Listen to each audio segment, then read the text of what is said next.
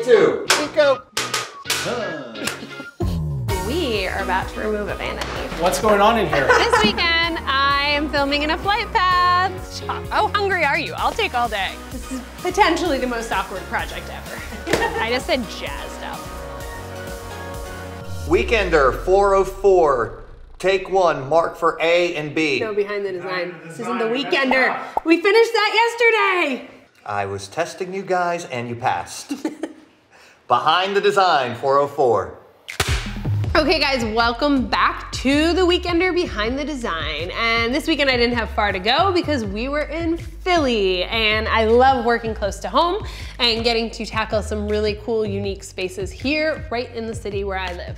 Another reason that I love working in the city is that we got these epic drone shots. I love going out to see what our DP extraordinaire, BJ Schmidt, is shooting on the drone, and he got the coolest shots of Philadelphia for this episode, and it was really, really fun. So I spent this weekend in South Philly with Kara, and what's happened in the city is that a lot of builders have come in and then flipped older properties. So they come in and they do a quick renovation, fixing everything up, getting it to code, but they don't always care so much about style. And that's kind of what happened in Kara's situation. Okay, so Kara's design questionnaire, here's what I learned from it.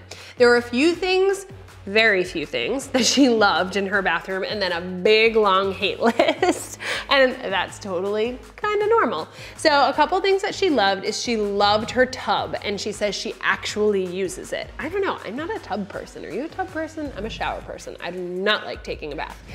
She also really liked the space. Like it's a pretty good sized master bath. And she also liked that she had a vanity that had storage for all of her like getting ready supplies, all of her makeup, all of her towels. She had tons of storage for it. Now, what she hated in the bathroom, she hated the color cream, which is rather unfortunate because I would say approximately 75% of her bathroom was cream. Another thing that she was not crazy about in her bathroom were the medicine cabinets. Again, she's big on having tons of functional storage, but did not like the way they looked. I feel like everybody has owned those exact medicine cabinets at some point in their life, am I right? She also didn't like the vanity. Like I mentioned, she really loved the storage, but the look of it was a little heavy, a little more traditional than she was looking for. Now, what's Kara's style? That's one of the biggest questions I have to ask, and oftentimes it's hard to put into words, but here's what she gave me. She's fun. I like a fun style, right? Fun. Vintage / contemporary, which you might see as an oxymoron, but it's not. I totally get where she was going. She wanted some contemporary modernish things, but she also wanted, you know, a nod to the past as well. So kind of old meets new, if you will. And she also wanted this bathroom to feel spa-like. I mentioned she really likes using her tub. She kind of uses it as like a getaway and an oasis at the end of the day. So let's break down the wainscoting project just a little bit more for you. Now, let's just call this out here. I think all weekend I called it wainscoting, and now I'm saying wainscoting. I don't think it matters how you say it, but it just matters that it looks good, okay? I've gotten a lot of emails over the years saying, I have tile in my bathroom and I hate it and I don't know what to do because the idea of chipping it all away or cutting your walls down just seems like way too large scale. And I get that. That would kind of fall closer to the expert or advanced DIY abilities. So I wanted to come up with a way that could work within the weekend to get rid of some of that cream for Kara. How can you easily do that in a weekend? I never said it was gonna be easy, but I said we're gonna do it. So Jason and I talked, and we went to Lowe's and we talked to the different store associates about what adhesive we could use that would attach tile to the back of wainscoting with a permanent bond. Because again, we didn't want to leave and in 2 weekends, Kara would be like, ah, it all fell off the walls. So we found a liquid adhesive that would work perfectly for those two. And that's the key there. Remember how we demoed that kind of mosaic tile off the top?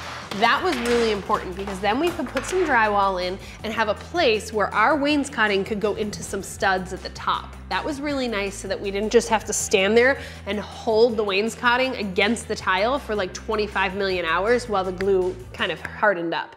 I mean, it wouldn't have taken 25 million hours, but it would have slowed us down on the weekend. A lot of you guys have asked me, do I go out and scout a space ahead of time? Have I seen it ahead of time before the weekend begins? And the answer is no, I don't go see it in person. I get photos from the homeowner that they send me, and then usually get like a good cell phone video too.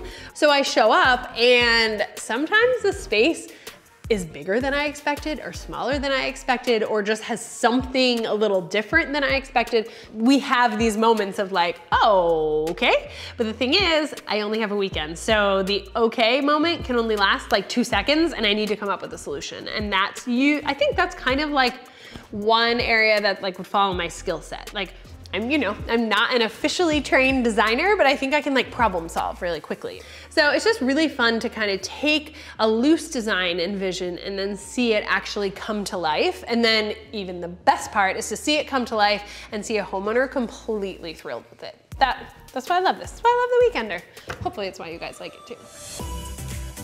Let's talk about the finished space a little bit, okay? It is so dramatically different than where we started. The combination of the wainscoting and the wallpaper just added this total sophistication. So I travel a lot, and one of my favorite hotels to stay in are Kimpton hotels, and their Hotel Monaco is one of the ones that I stay in, and I love their bathrooms. They always have like really cool, bold wallpaper, like usually pretty modern, like really neat vanities and stuff. And when Kara's room was done, it was one of those times that like the vision that I had, the end result was even cooler. Like once that wallpaper was up on the wall, I was like, oh my gosh, it feels like a really cool hotel bathroom. A bathroom is also a really cool place for you to go a little crazy, especially a master bathroom, because generally speaking, like you're the only one that uses it. So you can go a little bold with your design decisions, you can have a little fun with it. And I think that's what Kara needed in this space, and I think it's what we gave her. Next weekend, I am headed out to Los Angeles. We have another YouTuber collaboration, and guys, can I be honest with you for a second? I'm a little bit nervous about this one. Here's why. We're working with Katie from Luster Luck. She's a beauty blogger. I know a whole lot about DIY and design. When it comes to makeup and beauty, I know like nothing. And I happened to see last week on Katie's Instagram that she was hanging out with Kim Kardashian. True story. So stay tuned. I can't wait to show you that makeover. And thanks for watching, and make sure you're subscribed so that you don't miss a single episode. See you next weekend, guys.